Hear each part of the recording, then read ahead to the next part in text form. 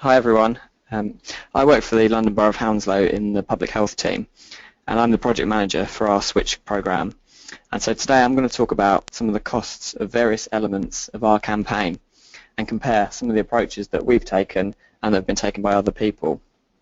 I'm assuming that by now you're kind of familiar with the Switch approach, so I'll just give you a very brief recap of our campaign in Hounslow.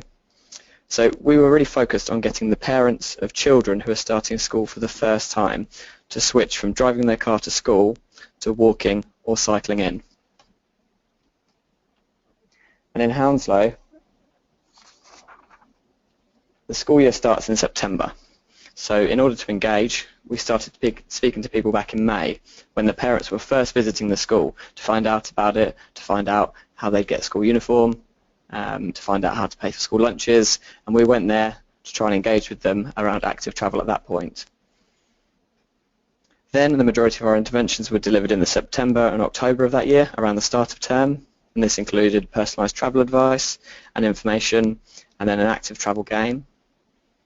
And then finally we conducted some evaluation, both before the intervention started in October, at the end of it in November, and finally 3 months later in February to see what had happened. What I'll do is I'll go through each of these stages and I'll give you a summary of some of the costs and compare some of the different approaches. So the first task was to make contact with that target group and get them signed up to take part in the campaign. So there are a few options for making contact.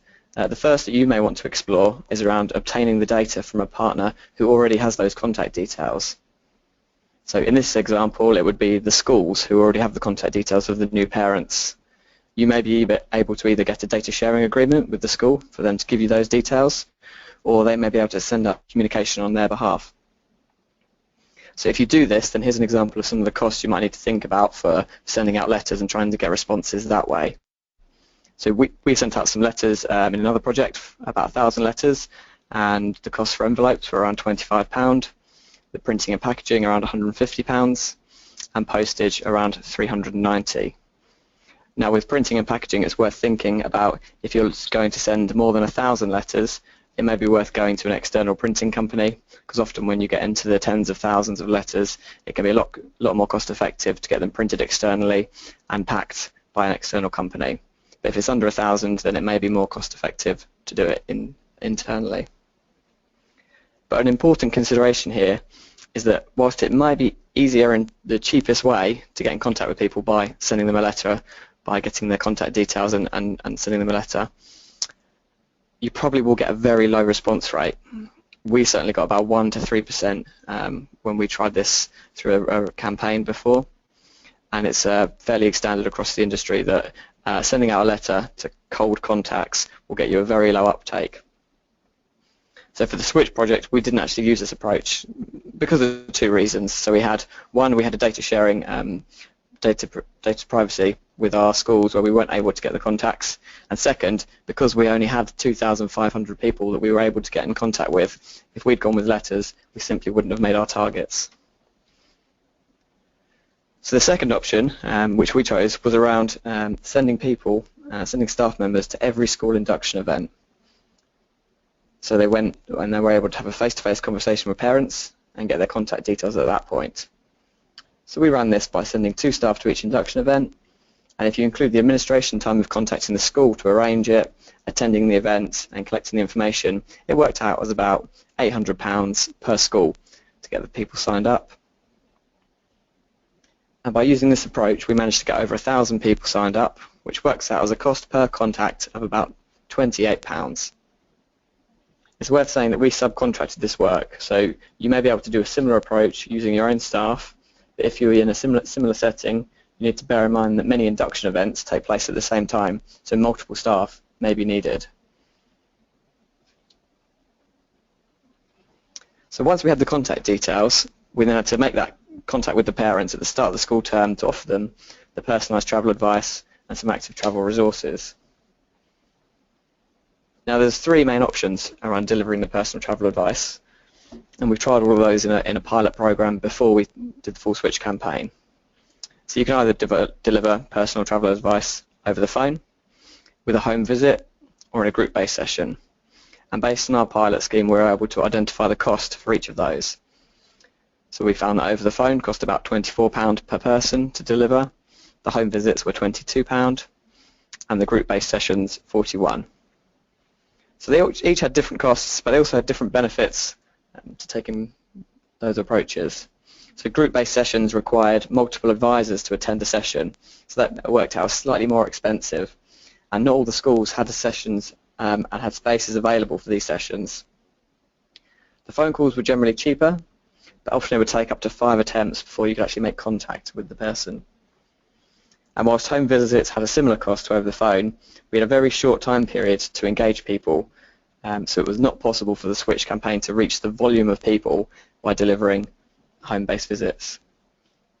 It's also important to say that all of these costs include all of the administration of setting up the appointments, training travel advisors to have these conversations, developing the resources for those conversations, and more.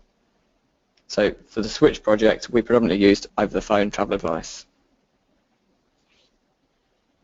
One of the most popular things that we did through the project was developing some school maps that were showing safe and popular routes to school. These maps showed 10-minute walking distances from the school, and they were based on actual routes and enabled parents to plan their route with their child before their first day of school.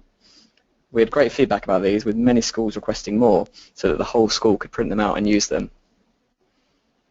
Now, in the development of these, some of the costs that went into that were doing some desk-based research. So, for example, identifying where people who go to the school live, looking at the postcodes, looking at the school travel plans, actually going out and doing a site audit, so walking the area, identifying where are the safe routes, where are the crossings,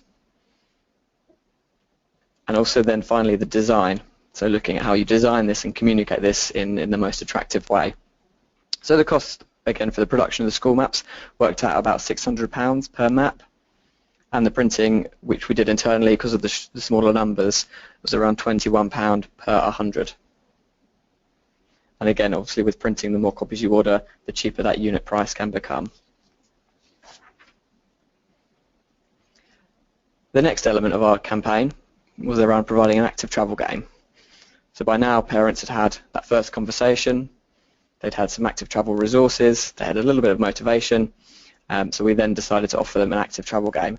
And there were 3 main approaches you could take around doing an active travel game. So we had Beat the Street, which was within the Switch program. We also had the Traffic Snake game, which you may have heard of. And I've decided to include here an app-based approach, just so you can compare the different ways. So Beat the Street is a community-wide approach to increasing active travel. As you may have heard, it involves giving everyone a smart card and placing special boxes on lampposts around the town. People can then earn points by walking between the boxes and swiping their cards. So this is a community-wide initiative with mass participation, so therefore the setup costs are based on the number of people who live in that area. So for example, in the Switch project, the area we were playing Beat the Street in had around 100,000 people living there. So if you look at it from that point of view, the cost to deliver the whole program work out as about £1 per person who lives in that area. Now some of the costs are fixed, so e.g. the setup or the technical support for running a program, but then others will depend on the size of the schemes. So obviously the more people that you look to engage, the more smart cards you might need, the more boxes you might need to place around the local area. And when we ran Beat the Street, we had over 11,000 people take part. That's 11% of the population. So in other areas, Beat the Street has had up to 40% of the population. So once you know then how many people you've engaged, you can work out a per person cost for that engagement, and it actually then works out as about £9 per person engaged. Another program that we run was the Traffic Snake game. So because Beat the Street was this community-based game and it was geographically defined as a particular area in the borough, we didn't want the other schools who weren't in that area to miss out. So we decided to offer them the chance to take part in the Traffic Snake game. So the Traffic Snake game involves a banner with a picture of a snake on it and the resources for playing the game. The cost to organise for these to be distributed to schools worked out as about £600 per school. And on average, the game was used for between 2 to 3 classes at each school with about 30 children in class. So we worked out an average of about 75 people were engaged via each Traffic Snake game, which again gives a cost of around £8 per person engaged. I just wanted to add in a little discussion around the app-based approach. So another option for organising travel games could be through a smartphone app itself. And we found that the cost for developing an app can vary significantly, and you'll certainly have no shortage of companies who will be ready to build you an app if you want to ask them to. We found that a standard cost for developing an app is between £20,000 to £30,000. However, it will depend massively on the functionality that you want within the app. But there are many existing apps which you may be able to buy into, which could mean that actually there's no or significantly lower development costs.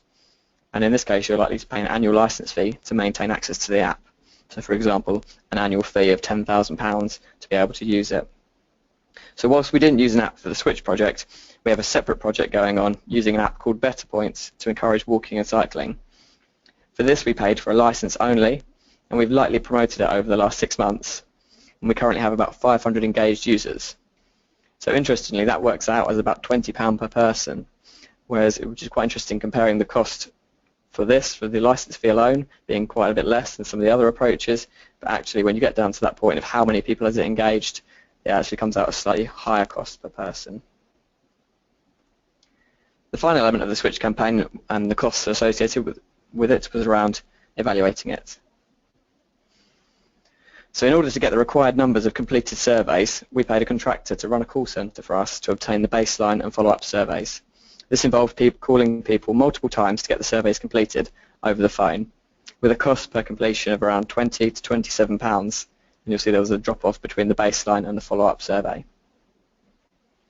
For the final survey, which was completed 3 months after the campaign, we decided to just use an online survey, and this was obviously cheaper to complete, but actually led to less completions and again a higher cost per completion rate. Again, worth saying that these costs include all of the administration time, including the training of the staff to make the calls, transferring the data into a Switch codebook, and analysing the results. So again, you're likely, if you're doing this with an internal resource, it is likely to be cheaper. And one thing to note is that we found it to be really effective to use incentives to get people to complete the surveys, and we found using lottery-style incentives of around £100 to be the most successful approach. And just to end on some of the project management costs and time and resources that were needed internally. For the overall project management of Switch, we had one senior project manager and one project support, and each of those spent about 2.5 days a week on Switch. However, this varied throughout the year, with intensive periods between September and November. And in the slides here, I've also provided a general breakdown of the costs to deliver a behaviour change project. This is specifically from a personalised travel example, but it's a good demonstration of some of the things you need to consider. So for example, you'll see much of the time is spent on engagement, but also worth looking at actually making sure you don't miss time that might be needed for staff and office management and the development of resources, which can be really important. So in summary, while some of the costs are very visible, such as buying hardware to run an active travel game or paying for staff recruitment, there are lots of additional costs, such as the time taken to arrange a visit to school, or the fact that it might take 5 phone calls to actually get in touch with the parent. Secondly, it's really important to consider which approaches are most likely to result in the best engagement. The cheapest approaches, on the face of it, can sometimes actually end up getting you less engagement and becoming more expensive by the end.